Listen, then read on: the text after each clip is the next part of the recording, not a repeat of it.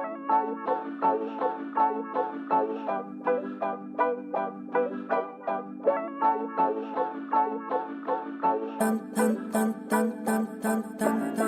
you believe art can change the world? So do I. On this show, we meet artists whose work is doing just that. Welcome to Art Heals All Wounds. I'm your host, Pam Uzel.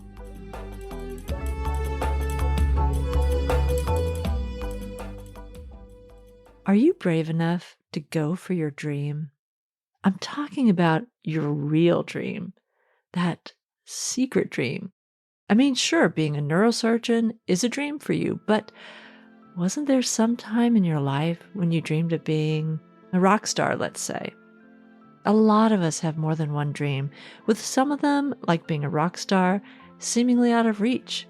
My guest today, when he was a young man, went for that dream of being a part of an indie band and failed in a way that embarrassed him so badly that he decided that trying to be a musician was a big mistake and definitely not in the cards for him. Brady went on to have a thriving psychotherapy practice and was living a dream. Or was he? As he watched his clients being vulnerable and taking risks to find fulfillment in their lives, that old dream of being a musician nagged at him. Was he courageous enough to try something that he had failed at before? One of the things that inspired him the most among his patients was their courage to be vulnerable. Could he do the same? He wanted to find out. So he started writing songs. After so many years of believing that he would never be a musician, Brady has released his first album.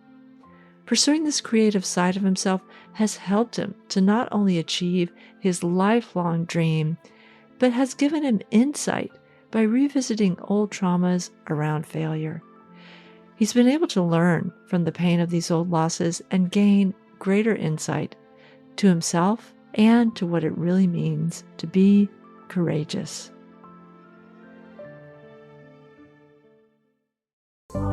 You want to know how you can really help me keep this show going?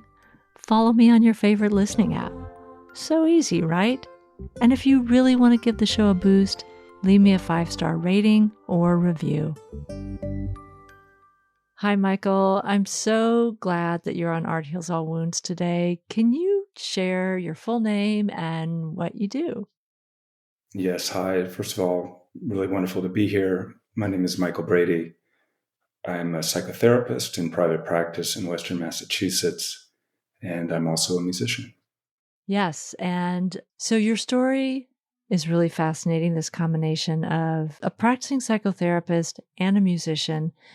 But I think that musician part of your identity is a little bit new. Can you talk about that? Yeah. As I was thinking about the introduction today, I was trying to decide whether I'd introduce myself as a musician or someone that had just been able to claim themselves fully as a musician. I decided to sort of step into I'm a musician.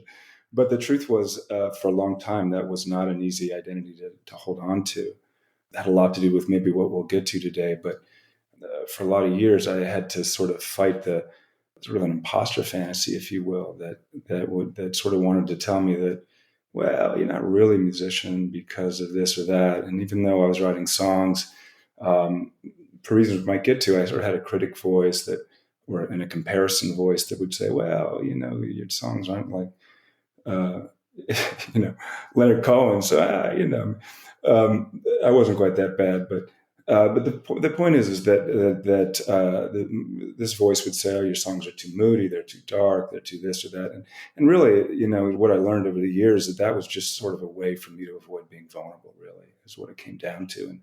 And my system, the way I sort of protected myself from going through some events that we'll hear about again, was to sort of minimize that, so I didn't have to be exposed, didn't have to be vulnerable. So that's how that went. But as a part of this project, one of the wonderful things that happened is that in making this album that hopefully we'll hear about is that really disintegrated. And I can now say that I'm a musician, so that feels pretty good.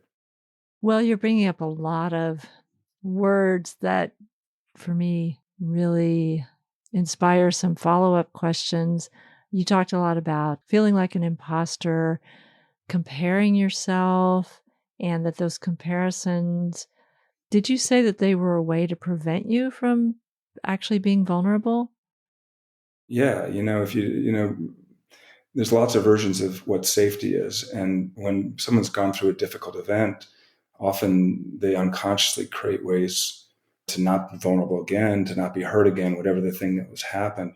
And so I'm always amazed at what the protective system will come up with to try to protect you from sort of recreating something difficult that happened before. And if you don't put your stuff out, then you're not really vulnerable, and therefore you can't be disappointed and hurt again. So by comparing myself, it's like, well, I'm not yet at the level of this. And in my case, I have a brilliant brother musician who's just fantastic. And growing up in a family where he's identified as a musician, I'm the tennis player and the shrink. He's the musician and the advertising guru. So that added a whole other layer of having to get beyond sort of that identity of, well, that's not really my role in the family. And he's truly so skilled and so talented. It's like, oh man, I can't write a song as well as he can. So all of that kind of inhibited me, but also just was a way to avoid being out there, which thankfully I finally challenged after many years. Can you back up a little bit and tell me a little bit about, you talk about family roles, and I don't know how much that played a part in this habit of comparison, but can you back up a little bit about some of your experiences that made you feel like both you couldn't be a musician, and secondly, that it was scary to be vulnerable? So this goes really back to the roots of kind of why I was in this state to begin with for a number of years. And to tell the story, we have to go to a couple places. And one is a ramshackle garage in Charlottesville, Virginia, when I was 25 years old. And the second place is Washington National Airport when I was 16. And these were two really formative events that sort of influenced my relationship to sort of staying open, staying vulnerable, taking risks. And so they served as the roots, if you will, of a decision that I made, in response to these, to step away from music for 20 years. But let's maybe start in Charlottesville, Virginia. I was 25 years old. I was taking a break from the professional tennis tour because I had an injury. And so while I was healing up that injury, I was sort of debating, do I return back to the tennis tour where I had only marginal success, or do I go to grad school? And about that time, the bass player in my brother's indie rock band announced he was going to grad school, and my ears perked up. And I said, let's see, return to the tennis tour, grad school, or sort of my lifelong dream of playing in a band. And that's, I'm choosing that one. Adulthood can wait, So I obsessively started practicing bass for 4 months, and I really had gotten it down that I could play everything pretty well, and felt really quite confident going into the audition. And as I was driving over to the audition, I was listening to the radio, and the Byrds song, "So You Want to Be a Rock and Roll Star," came on the radio, and I thought, this is an omen from the gods portending my success later that day. And so what was funny is that I really felt really comfortable. And so when I walked into the audition space and looked around, I noticed the space for the bass player was vacant, waiting for me. And at that moment, I started feeling this wave of anxiety starting building up in me. And I thought, okay, wait a minute, this is just normal anxiety. I've experienced this on the tennis court. This will pass. Well, it didn't pass. And in fact, what happened is my limbs started shaking uncontrollably to the point that I literally had to sit down because I couldn't. My right leg literally wouldn't stay on the ground. It was so out of control. I was like, what's going on here? Am I having an epileptic seizure? And of course, as you can guess, and as your listeners, I'm guessing, this was a full-fledged, full-on panic attack. I'd never had one before, never had one since. And, I left that audition without ever playing a note. And as you can imagine, that was pretty humiliating. It was embarrassing, not only for me, but I felt badly for my brother who was having to witness all this, And so what was interesting to me is not so much that it happened, because, this happens, people have panic attacks. But what was interesting was that my emotional response was actually to walk away and to put my guitars in their cases for 20 years. And in the interim, I went and became a psychotherapist, went to grad school. And of course, I started thinking, what the heck was that all about? And sort of was really embarrassed. And And one of the things we'll learn here is I think that the very fact that I avoided it and didn't really deal with it sort of kept it in place. If I'd been able to take it on and sort of deal with it, but instead my protective strategy was to avoid, like, no more music, thanks very much.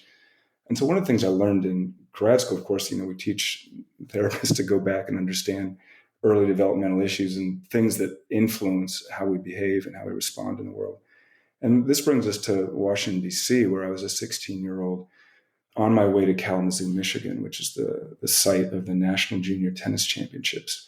They're held every year, and I was fortunate enough to be one of 128 people that were invited to compete in that event. And the event, honestly, is kind of a big deal.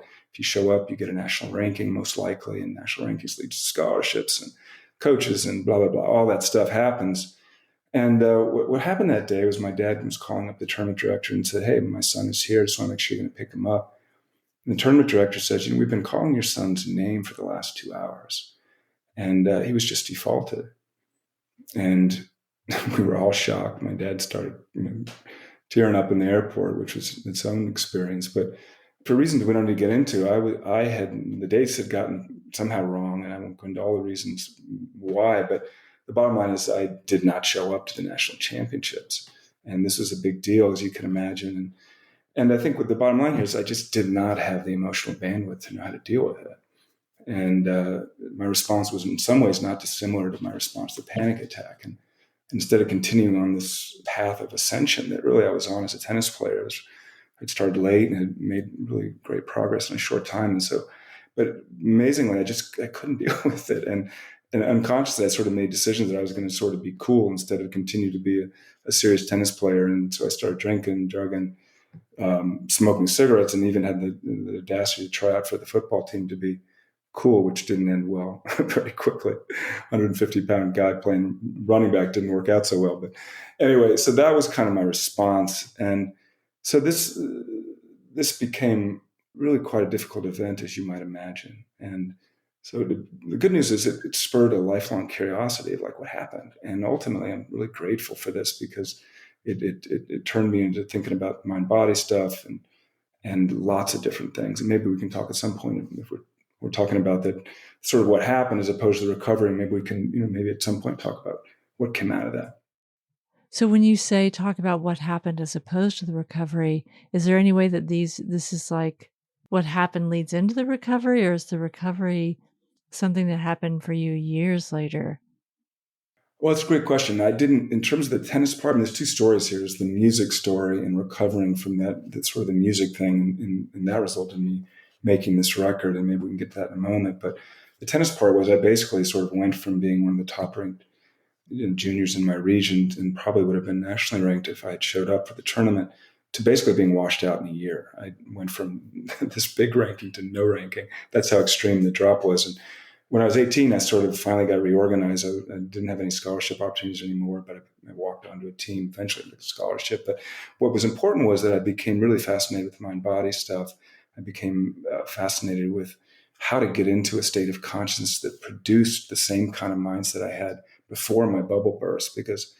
And this is part of the creative process. Because what I didn't realize was that when I was playing so authentically and naturally beforehand, I was living in a really creative state of playing tennis. I played my senses. I really wasn't attached to winning. It was play. It was joyful. It was really creative. And then after my bubble burst and I returned to tennis, it got much more mechanical. It was in my head more than my senses. I was overly attached to winning to sort of reclaim my identity. And what happened was I began to realize that and sort of explored all sorts of interesting things like sort of Buddhism and learning about non-attachment, and I studied Zen archery to try to kind of get into the state of consciousness that would bring me back to that place. And I spent almost 10 years sort of chasing that. But along the way, I learned a lot of stuff, certainly influenced my decision to become a therapist and really a better therapist, having gone through the loss and sort of being on this quest of learning about loss, how to deal with loss and how loss happens. And I think one of the things I'll sort of maybe segue into that might be helpful is that if we don't process losses, they tend to get stuck and we don't learn from them. And I think with my panic attack, that was one of those, what I would call as sort of a small T trauma, that many small T traumas don't get dealt with. They don't get they don't get sort of honored because they're sort of minimized. And when we minimize something like that, A, we miss the chance to learn from it. But B, it kind of gets stuck and it can get sort of scarred over. And then we develop a lot of compensatory strategies to avoid getting hurt again. Mm. Anyway, that's sort of my 3-minute version of sort of the psychological process of kind of what can happen when we don't pay attention and honor sort of wounds. It becomes trauma by omission almost. And so the wounds themselves often are negotiable, and we can really deal with them if we can label them, work with them. And I see this every day in my practice. Okay, that's really interesting. In a certain way, by pursuing this career as a psychotherapist, you did not avoid anything because it forced you to really think about these things. Even if you weren't yet applying them, you were probably applying them intellectually to yourself, Yeah. but you weren't practicing them in any real way. So I do want to skip forward in the story to where you're practicing, you have these patients, you're giving them advice, and what started coming up for you about yourself and who you were as you were giving, I'm sure, really great advice to your patients? One of the events that resulted in me deciding to create this album was that when I was working with folks, I began to feel like a bit of a hypocrite, honestly, that I was encouraging folks to be vulnerable, to go back into old material that was difficult, to take risks. And yet I was not taking on the skeletons in my own musical closet. And that created this cognitive dissonance in me that just kept building and building. It's like, I can't do this anymore. I'm not being true to what I'm doing. And so that really motivated me to say, Brady, you've really got to just take this on. And what occurred to me was that the way I was going to do this was just kind of do the full Monty's, like, I'm just going to make a record. Damn it. I'm just going to do this. And the other thing that sort of came up around the same time was that, as I was getting older and I thought to myself, man, I really don't want to get to my deathbed. And that somehow I've not only ignored something that I'm really passionate about and avoided it but also not to be run by fear. It just became a sort of a mantra.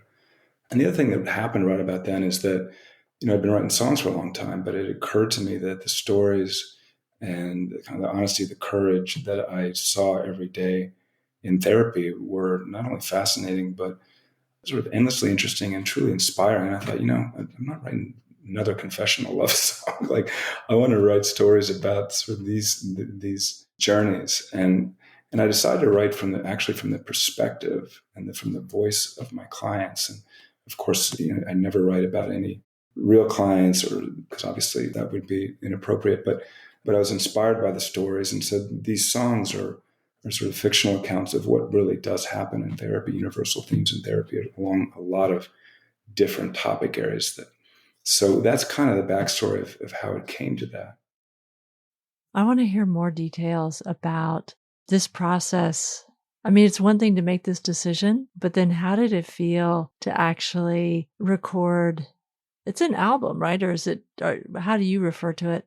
No, it's an album. I mean, honestly, I guess it would be called a concept album, right? Because it's about psychotherapy written from the perspective of clients. So yeah, it's all storylines of what folks deal with, intrapsychic struggles that people have, all sorts of different topics. And I mean, some of your listeners may be like, "Oh, great, this sounds like a cheery little record." But in fact, it's folks that have heard it have actually said, it's actually not a really depressing record. There are some songs that can be kind of moody, but there's almost always in every song sort of a conflict that is being resolved, and sort of is an old version of how one might take it on, and then a new version that appears, and people struggling with that process. But ultimately, there's sort of openings that people can follow, and that I hope gets communicated across the record. And there's some that are just straight storylines about different topics, and some are just intrapsychic conversations people are having with themselves, so to speak. So when you were actually putting these tracks down, getting them ready to go out into the world, what was that like for you? Was it scary? Was it like, oh, I got this? I mean, what was that process like? Terrifying. I'm not someone that's sort of a look at me person necessarily, like, oh, I'm so special. It is terrifying. But, part of my commitment to being vulnerable was like, no, I'm not going to just throw some songs out on Spotify that no one will hear. Still, no one may hear him because it's tough to be found out in any form. But that's irrelevant. And what became important was just like, I'm gonna put myself fully out there, and it just felt like that was really the way to go. And I just sort of became committed to the path of vulnerability in all different ways. And it's certainly inspired by the psychologist Brene Brown, who you may be familiar with, who really preaches the power of vulnerability, and that really to be joyful in this world, to be fully alive, you actually have to be vulnerable to do it. If you walk around with your arms crossed in the world, you may be safer, you may protect yourself in certain ways, but there's, it really causes your emotional bandwidth to get reduced, and life isn't quite as full and alive. And I have a song called Learning How to Fall, which is, about that. And if you can learn how to fall, it's not really a problem. You can bump into problems, you can be vulnerable. And if the record gets panned, I don't really care. It's like, I've done it, and I can feel good about that. Right. I wanted to ask you, I like your music, but I think I gravitated, of course, to one of the ones that you might be referring to as moody. I like the song Slow. Yeah. What is the story of that song? Well, I mean, there's a couple things. It's so funny that here I am talking about small T traumas and unprocessed loss and vulnerability, and you picked this song, wasn't me. And it's actually probably the most vulnerable song on the record. And so, I consider that sort of a beautiful synchronicity that here I am sort of full out in vulnerability, and you picked the most vulnerable song on the record. So I'm actually delighted that it manifested that way. But this is a song, and first I need to tell you that this is a song that I actually did not play on. I wrote the lyrics and I sang, and there's a couple of songs on the record like that. I played on most of the songs, but there are a few songs that I basically asked a friend to borrow, and a very good friend of mine, Stephen May, who sadly has left us, was throwing some tracks at me, and I was like, "What is that? Is that piano song? Can I have that? Can I have that?" And he's like, "Sure, I'm not going to use it." And so there's this, as folks get this far in the interview, they'll hear this song, and I just thought it was stunningly beautiful. And right away, a melody kind of came into my mind, and a sort of mood that got created from the experience. And I kind of went into the mind of sort of all sorts of clients that I've worked with over the years that, fell in love with someone that had gone through some really hard stuff and maybe been through their own trauma history, but they loved them dearly. They saw the best of that person and didn't get sort of thrown off by how their own personal history might have manifested in the relationship. And so this song is kind of a song from one person to someone who's been kind of wounded, and it's just sort of reaching out saying, "It's okay, I'm here." And so that's kind of the theme of that song. That's kind of what I was trying to get to.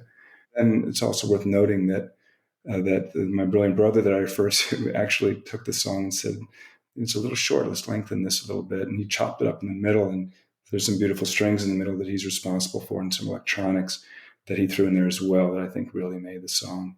And so that's kind of how that song came to pass musically and lyrically. Yeah, it is really beautiful.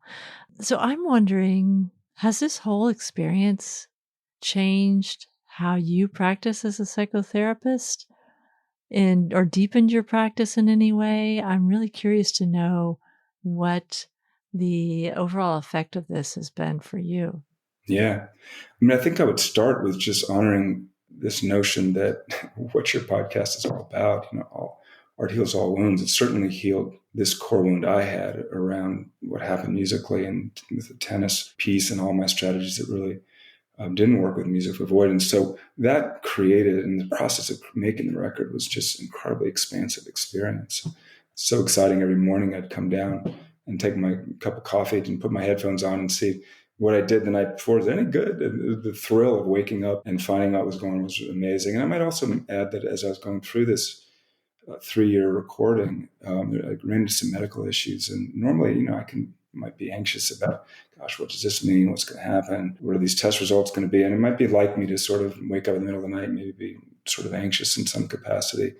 And actually, when I woke up in the middle of the night, I was really interested in, like, am I going to put a string section in that instrumental part? And electric guitars, it just took over my whole being, if you will. And the thrill of having headphones and on 30 hours a week and creating and trying new things out was just thrilling. And so I use it as a lead into your answer about how it changed therapy, because it did make me more sort of open, more alive, more empathic, not only from me and sort of my old storylines, but for everything, and allowed me to be sort of more empathic. And then theoretically, and as a therapist, I became more and more aware of just the power of creativity to kind of help people who are struggling. And in my mind, creativity should be sort of, we should think of it the same way we think about exercise in terms of what happens. And I know you've had a wonderful guest on your podcast that wrote the book Brain on Art. And one of the things they talked about is the power of creativity. And so many things happen that are positive, not only when you're making art in any form, but also when you're just witnessing art and you're experiencing art. And we sort of know that our body produces endorphins, it produces dopamine, it boosts your immune system. There's reductions of anxiety, depression gets reduced, and there's just so many benefits. And it really should be sort of prescribed like we prescribe exercise, it's that powerful. So in terms of my practice, there's certainly ways that I might sort of encourage folks to sort of look at other ways to think about healing. And not that, listening to music every day or learning to watercolor is going to necessarily resolve all issues, but it creates an opening and it creates a kind of vulnerability that I think can help move things along, if you will. Yeah, I had another guest on my podcast, Dr. Tasha Golden, who helped put together, was the main person behind this Arts on Prescription, which I feel like you should join them in kind of this cause, because it sounds like you understand it in a deep way, not just in an intellectual way, but in a very heartfelt way through your own experience. Yeah. So on your website, you've written an essay about this experience, and there were two things that really struck me. The first one is that part of that, the result of that panic attack, was that you had a fear of letting go of a certain identity. Was that this dream of being in a rock band? What was that identity you were afraid of? Because it seemed like you were making this comparison between doing that and then going to the quote unquote adult world. And I'm just so curious about that. If you have any thoughts looking back, you are inarguably an adult now, and you are going back and recording music. What I was referring to when I talked about sort of losing my identity, and this is true both with the tennis incident and that, is that I hadn't bumped into that many difficulties along the way. And it's part of the reason I wasn't prepared to handle them, is because I'd kind of had an idyllic childhood. I had great parents but I also sort of lived in a little bubble. I wasn't really exposed to a lot of difficulty. And arguably that's kind of a problem.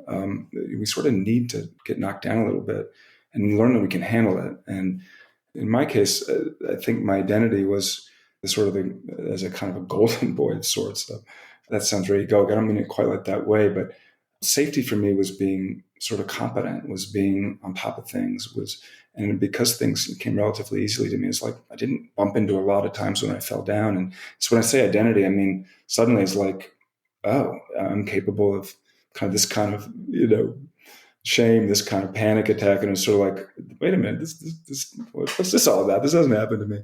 And so I don't mean it in any way other than I just wasn't prepared to have my identity, including a guy with a panic attack. And if I'd stayed with it, it would have been a learning experience. And so, unfortunately it didn't. And this is kind of what I mean by just not sticking with losses and really understanding them.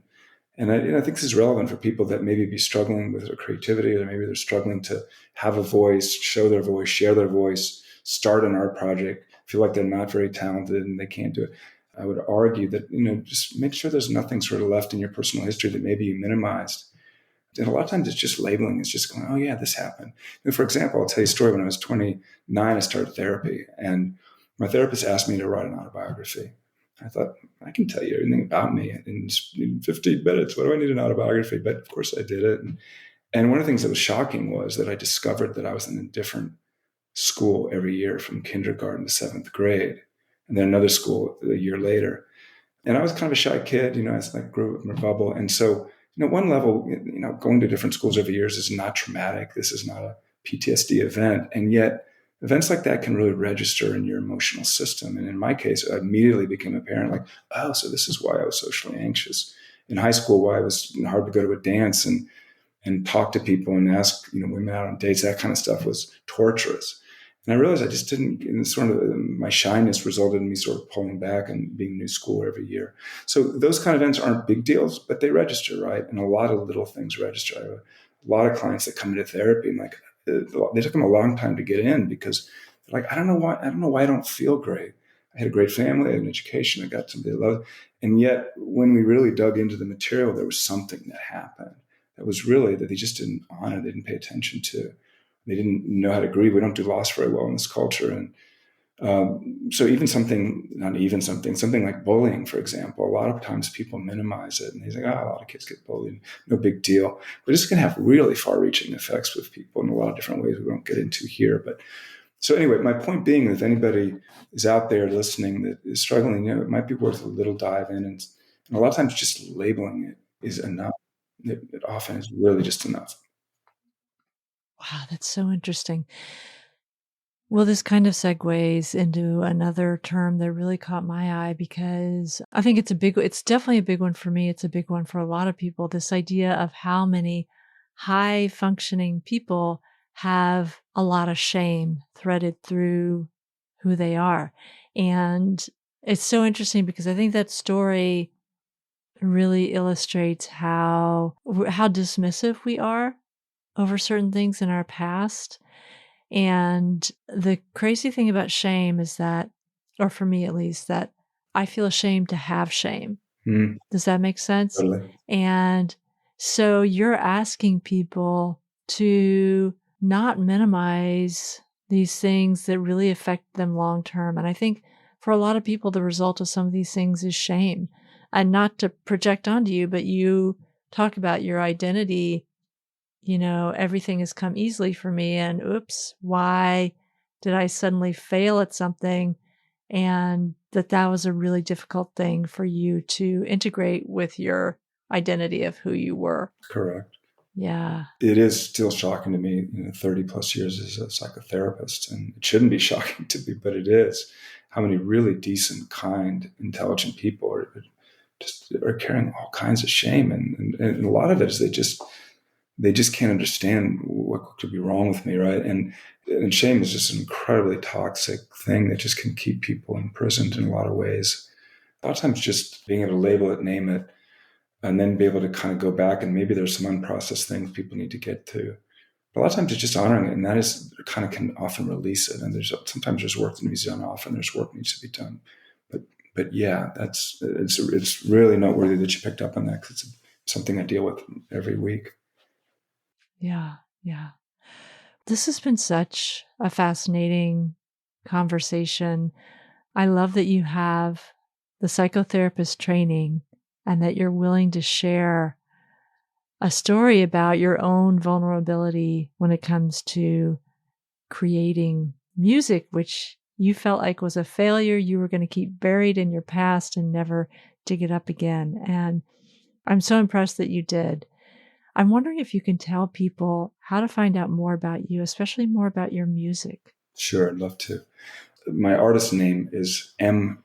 Brady, not Michael Brady. You will not find me there is a Michael Brady on Spotify. That's not me. There's also some other. If you do a Google search of me and you put in M. Brady, you will not find me either. You'll have to write M. Brady Music, and that will get you to my website, is where you can get connected to sort of all my music. mbradymusic.com. I am on all streaming platforms as well, but you'll have to put in M. Brady with the period after M. And you'll find my essay on my website as well. And that, by the way, is also due to be published in the Journal of Expressive Writing, which I think will come out by the time this podcast airs.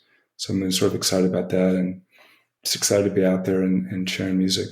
So yeah, but it's been quite an honor to be here and spend time with you. So thank you for having me as a guest. Thank you for sharing your story.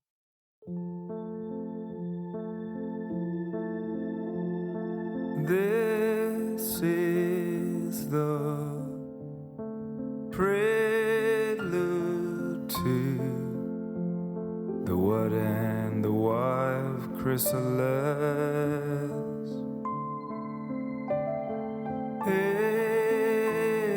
not now. Well, then when I have come, I have come, I have come to take back the taken for granted. I will raise and recant.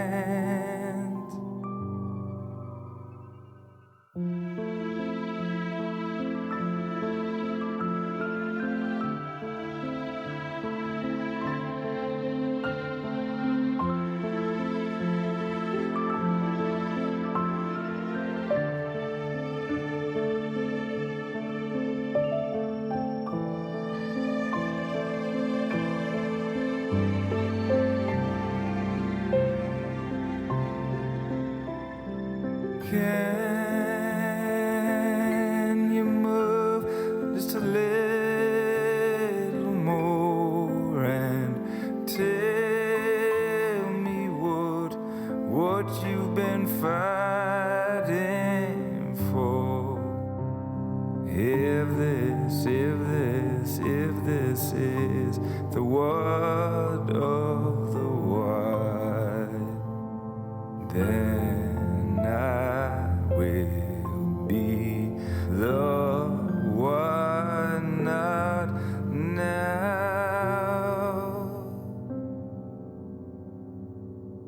Let us start really slow.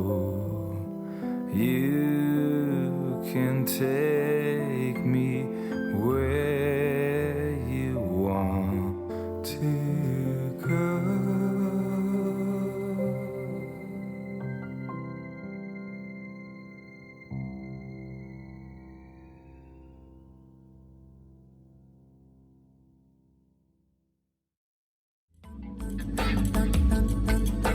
You're listening to Art Heals All Wounds.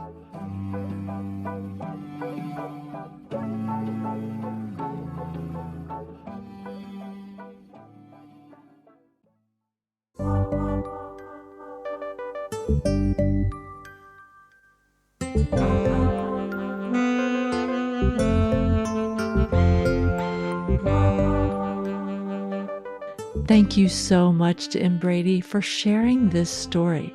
I love that he took what he was learning from his psychotherapy practice to pursue a long buried dream, and what he learned by doing that also informed his practice.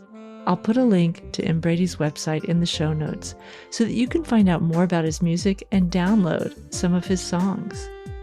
Do you have a story about the ways that art and creativity have impacted your life?